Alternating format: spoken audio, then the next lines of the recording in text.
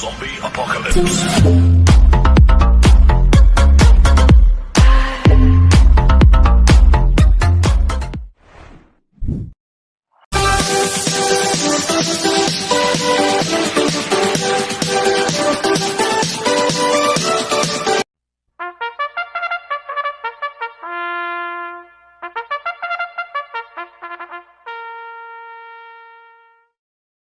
Magandang araw po mga bayang karerista.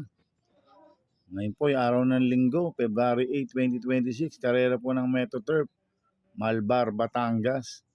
Meron po tayong 8 karera sa araw na ito.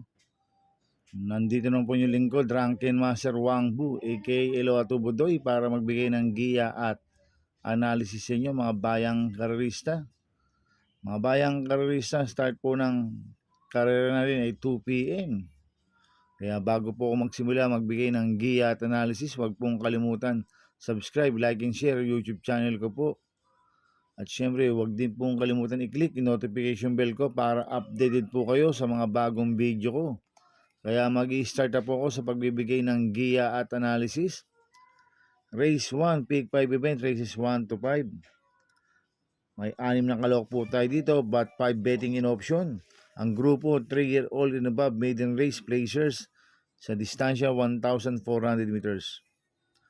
First choice ko po dito, couple natin numero 1, Bloomington, nagagabay po J. Pastoral. 1A Graylart, nagagabay po JT Sarate. Last run po ni Bloomington noong January 24, segundo kay Batang Pasay. Nagtala ng 1.28.2 sa 1,400 meters. Si Graylart naman nag-vicious barrier nung January 24. Nagtala ng 1.13 sa 1,200 meters. Ang quartos po niya 25 media, 23, 24 media, 1.13 po ang preba ni Graylart sa 1,200 meters. Kaya malaki rin po panalo sa akin ito. Kaya itong couple number 1 to, parehas po malaki panalo nito, kaya sila po first choice ko. Second choice ko po, number 3, Sense of Joy. Nagagabay po Jigger Paano. Ito nag-barrel trial ng January 9. Nanalo, nagtala ng 1.15 sa 1,200 meters. Ang tinalo niya si Batang Pasay. Ang quartos po niya 25 media, 23, 26 media, 1.15 po ang preba ni Sense of Joy sa 1,200 meters. Kaya malaki rin po panalo sa akin ito. Kaya siya po second choice ko. Kaya ang first choice ko po, couple number 1, Bloomington, 1A Graylart. Second choice, number 3, Sense of Joy. Sa race 2 po tayo, winner take all events, races 2 to 8. May 8 kalok po tayo dito, but 7 betting in option. Grupo 42 to 56 split, distansya 1,400 meters. First choice ko po dito, number 2, Graceful Gift. Nagagabay po ni Pabs Gabaleo. Last run po nito, tumakbo sa PJC, pang-5 kala Justifiable Lipso. Nagtala ng 1.26 sa 1,400 meters. Pero noong December 29, nanalo sa Metoturf yan, nagtala ng 1.25.6 sa 1,400 meters. Kamay po ni Pabs Caballero yan, kaya malaki po panalo sa akin ito. Kaya siya po first choice ko. Second choice ko po, number 6, Catania. Nagagabay po ni RC Baldonido. Last run po nito, January 23. Pang-5 kalalaki Jim, nagtala ng 1.13.8 sa 1,200 meters. Medyo mabigat lang po nakakalaban last run ni Catania. At noong December 20, segundo kay kay Guerrero Warrior yan. Nagtala ng 1.26 medyo sa 1,400 meters. Kaya sa akin, malaki rin po panalo sa akin ito. Kaya siya po second choice ko. Maglalagay po ako ng third choice sa Pandiado, number 5, Skydance. Nagagabay po ni JR de Ocampo. Ito si Skydance, meron 1.26 sa 1.4 po yan.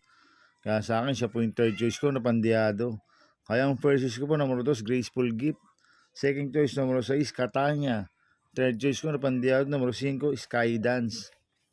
Sa race 3 po tayo, pick 6 events, races 3 to 8. May 9 na kalok po tayo dito. Ang grupo 42 to 56 split, distansya 1,400 meters. First choice ko po dito, number 6, Saratoga Crown.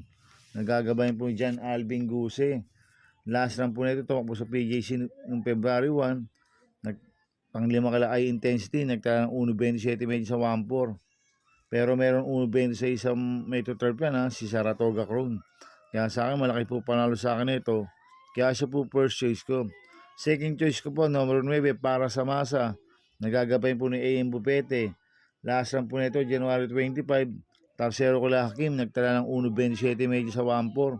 Pero may best time po yan ng 1.25.4 sa 1,400 meters si para sa masa. Kaya malaki rin po panalo sa akin ito. Kaya siya po second choice ko. Kaya ang first choice ko po, number 6, Saratoga Crown. Second choice, number 9, para sa masa.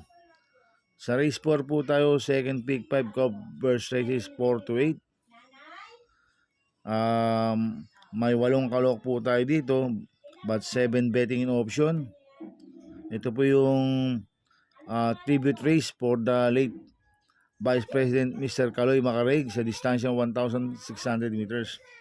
First choice ko po dito, number 7, Ready to Risitol. Nagagabayin po ni Pabs Cabaleo. Maganda po panalo niya sa PJC noong January 25. Nagtala po ng 1.39 medyo sa 1,600 meters po yan. Medyo mainam po panalo niyan. Pero dito sa Metro Turf may 139.4 rin po sa milya yan. Kaya sa akin, malaki po panalo sa akin ito. Kaya siya po first choice ko. Second choice ko po, number 4, Miss Ocala. Nagagabayin po si Espare Jr. Last run po nito, December 31, tumakbo sa Metro Turf. Tarsero ko lang counter attack. Nagtala ng 1.24 medya sa 1,400 meters. Kaya may panalo po sa akin to. Kaya po second choice ko. Kaya ang first choice po, number 7, Ready to Risitol. Second choice, number 4, Miss Ocala. Sa race 5 po tayo, pick 4 cover series 5 to 8. May 7 kalok po tayo dito. Ang grupo 17 to 41 split. Distansya 1,400 meters. First choice ko po dito, number 1, Victorious Passion. Nagagabayan po ni Tanggol de la Cruz. Last run po nito, January 25. Segundo kay Sky Plus, nagtala ng 1.32 medya sa 1,400 meters. Kaya sa akin, malaki po panalo sa akin ito. Kaya siya po first choice ko. Second choice ko po, number 7, Barayong. Nagagabayan po ni RC Baldonido. Last run po nito, January 24. Pampito ko la Chef Cut. Nagtala ng 1.33 medya sa 1,400 meters. Pero meron 1.30 po sa 1.4 yan. Si Barayong. Kaya may panalo po sa akin yan. Kaya siya po second choice ko. Kaya ang first choice ko po, number 1, Victorious Passion. Second choice, number 7, Barayong. Sa race 6 po tayo. May 11 kalok po tayo dito, but 9 betting in option. Grupo 42 to 56 split, distansya 1,400 meters. So soloin ko na po ito, itong couple number 4 na ito, Crusading, nagagabayin dyan Alvin Guse. Jorge Mausay ay nagagabayin po ni Peter Guse. Etong si Crusading, siya po yung meron best time dito ng 1.23.4 sa 1,400 meters. Tsaka sanay po sa mabibigat na laban niyan, kay Ace of Diamond. Kaya sa akin, soloin ko na po yan. Itong component number 4 na to, Crusading, 4A, Mahusay High. Sa race 7 po tayo sa penultimate race. May 9 na kalok po tayo dito. Ang grupo, 17 to 41 split. Distansya, 1,400 meters. So, soloin ko na po ito, number 5, Hombre. Nagagabayan po ni JT Sarate, mababa po sa laban to. Tumakbo po noong January 23 to, pang-4 ng kilabarek na, hindi binigyan ng importansya ng connection. Ngayon, binigay na po kay JT Sarate, lasan NI Uy Junior lang po sa mga dito. Kaya sa akin, soloin ko na po yan, number 5, Hombre. Sa race 8 po tayo sa last race. May 12 kalok po tayo dito, but 11 betting in option. Grupo 17 to 41 split. Distansya 1,400 meters. So soloin ko na po ito, number 6, sabi ko na. Nagagabay po JT Sarate, ito bagong baba ng rating base system. Meron po siyang 1.26.8 sa 1,400 meters. Last run po nito, January 21, pang-anim kila Calendar Girl, nagtala ng 1.16 medya. At cambio hinete, binigay na po kay JT Sarate, lasan NIO Junior po sumakay dito. Kaya soloin ko na po yan, number 6, sabi ko na. Good luck in happy racing mga bayang karista. Inuulit ko, ito gabay ko lang at analysis ko. Pero pagdating sa tayan, kayo pa din masusunod. Sana ay swertihin tayo at magsitama. Kaya good luck po sa ating lahat mga bayang karista. Mga bayang kararisa, shoutout muna ako. Happy racing po sa mga chairman ng Balotondo, kay Chairman Dags Mendoza, kay Chairman Melchor Yabut, kay Chairman Willie Lim, kay Chairman Ray Bandila, coming from Rizaldi Mendoza. Happy racing po sa inyo mga chairman.